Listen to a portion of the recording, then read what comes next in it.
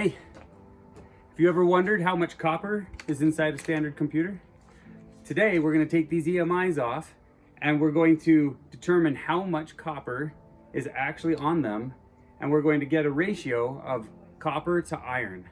Okay, so let's get started.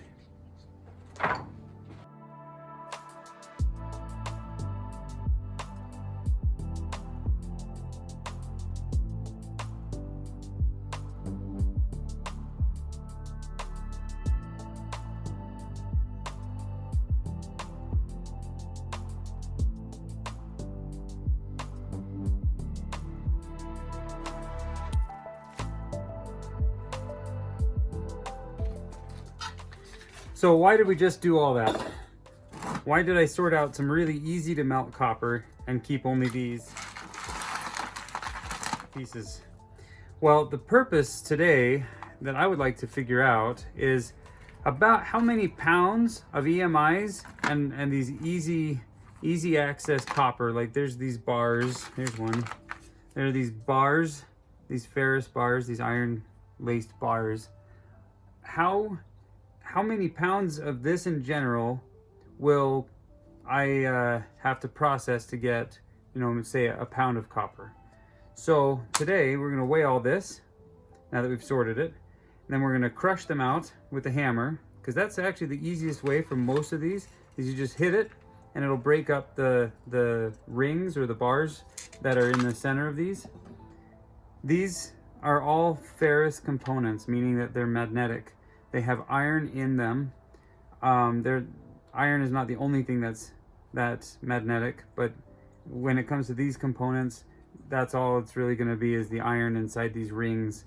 And we'll crack some open. So, okay, let's get cracking. Let's weigh this first. Okay. So just for fun, it's about 2 pounds of, about 2.5 pounds of aluminum. So if I ever got bored of this bucket, I can melt it. That's not today.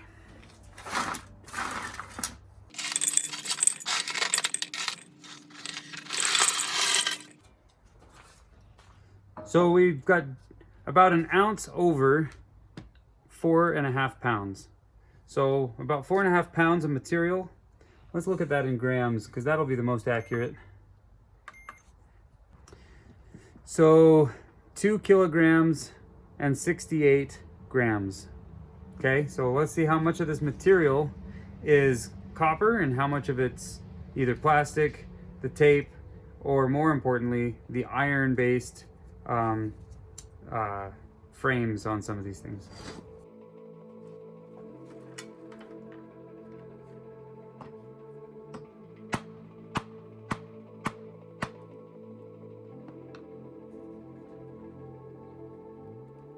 Once you've crushed it, they do just unwind away from, oh, there's that piece.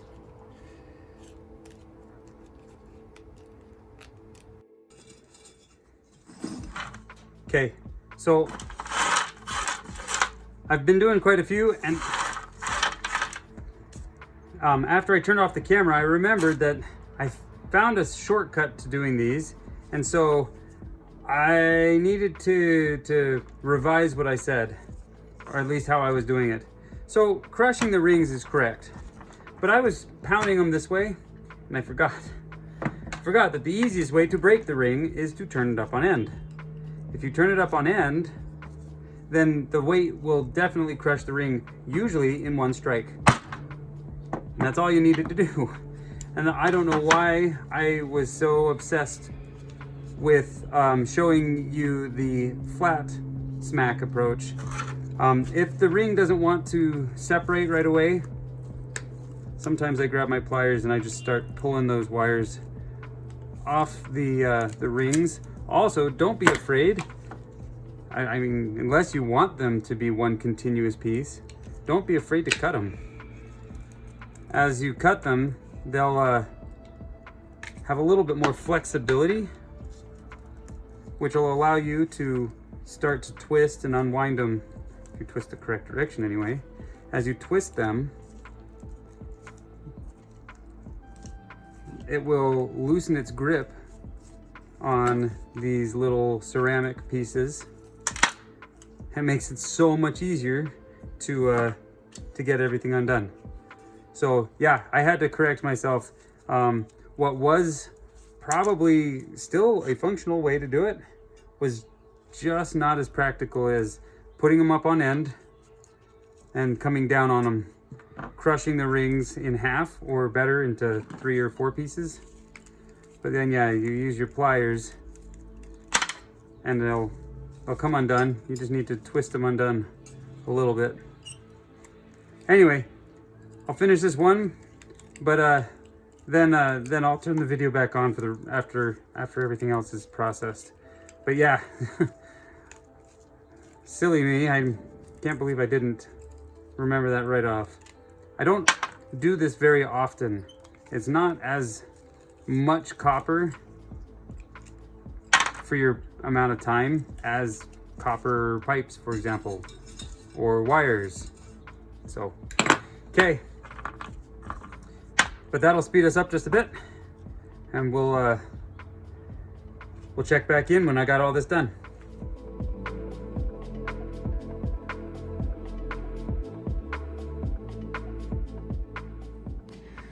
So here, let's take a look and see where we get those EMI rings from. This is a good example of it. Oh, my workbench is a mess. I mean, we'll just set it right here.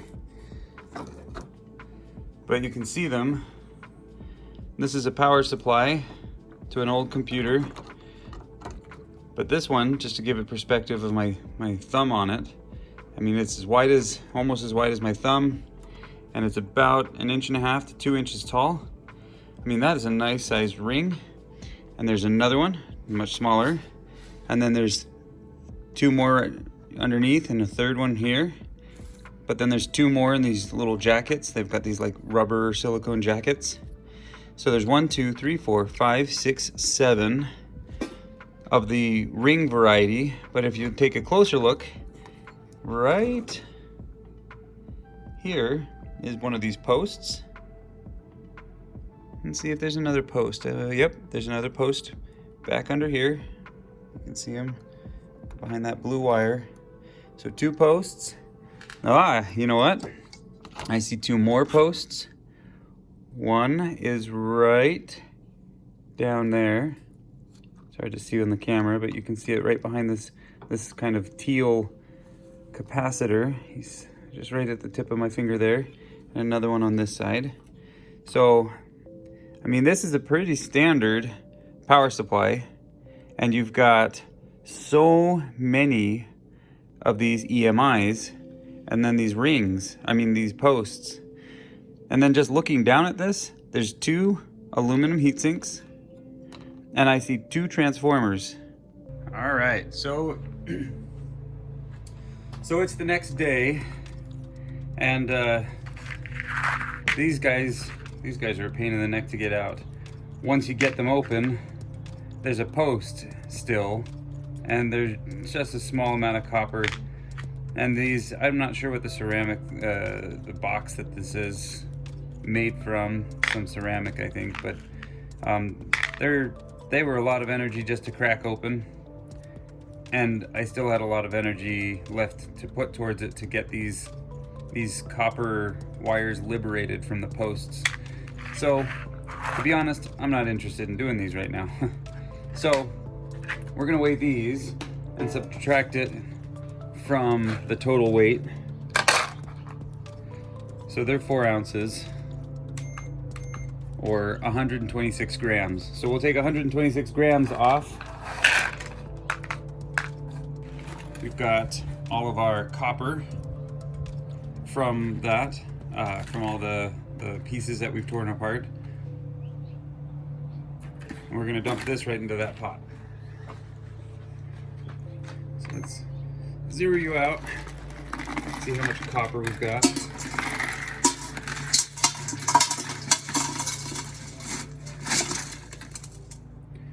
Dropped a little bit. Get them all. So about 860 grams. Sweet. or 1 pound, just short of 2 pounds. This is what we were left with. All the rings are crushed. Now there's copper in some of these. Like you can even see it through right here. There's a little copper band in here. But I'm not sure if that's pure copper or what. I'm not even sure if it is truly copper, if it's some sort of copper coated, I don't know. I don't really know what those are. So for now I'm treating it like it's material we don't want. We're gonna dump it in here.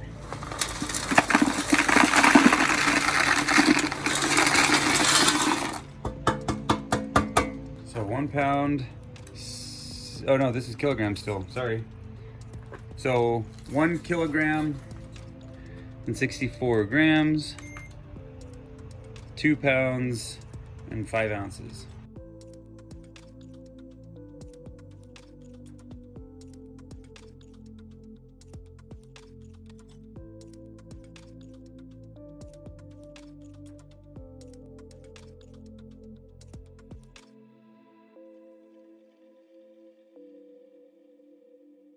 All right, so we're going to melt this down, but I am just short of 2 pounds by about 2 ounces. And hey, get out of here. Okay, so we're gonna add just a little bit to this so that we can be above the 2 pounds. I like my bars to be a little bit above 1 pound each, and that'll definitely do it. So this is just some extra wire, that copper heat sink, and some just miscellaneous copper that I had sitting around. So we'll add about 7.5 to 8 ounces to this, which would put us about 2 pounds and about 5 ounces total.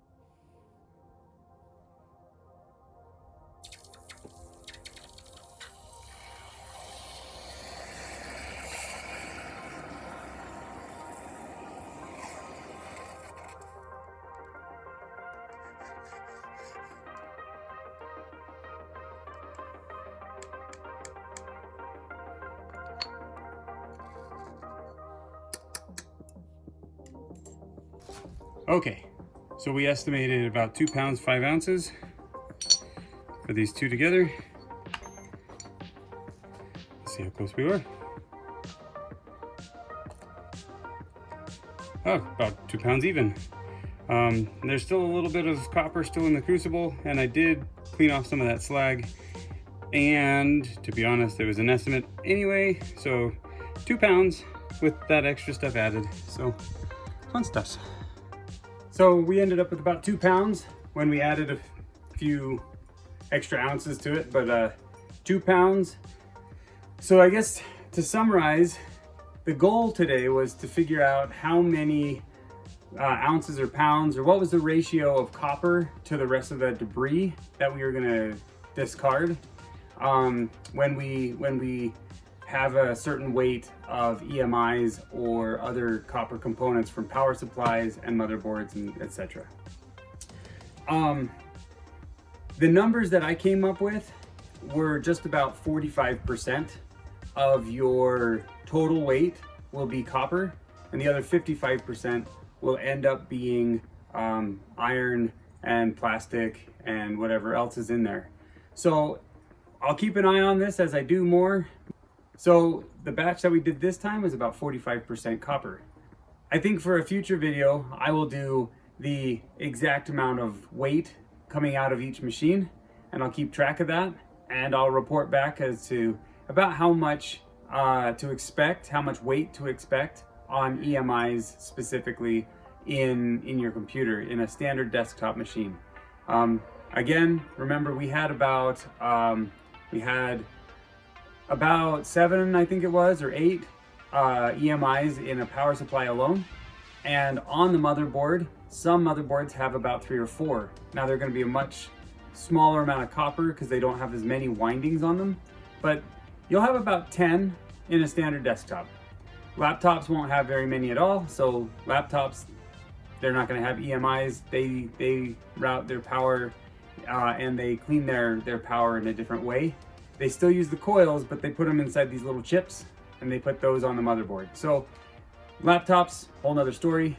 But for the desktops, about 10 EMIs. We'll figure out about how much weight that will be per computer in the future. So that ends our experiment for the day. I've got these nice 2 bars. I'm excited. I don't know what it is. I think I'm obsessed with copper and anything shiny for that matter. So I'm happy I have these 2. Thanks for watching, and I'll see you in the next video. Please like, please subscribe, and thanks again.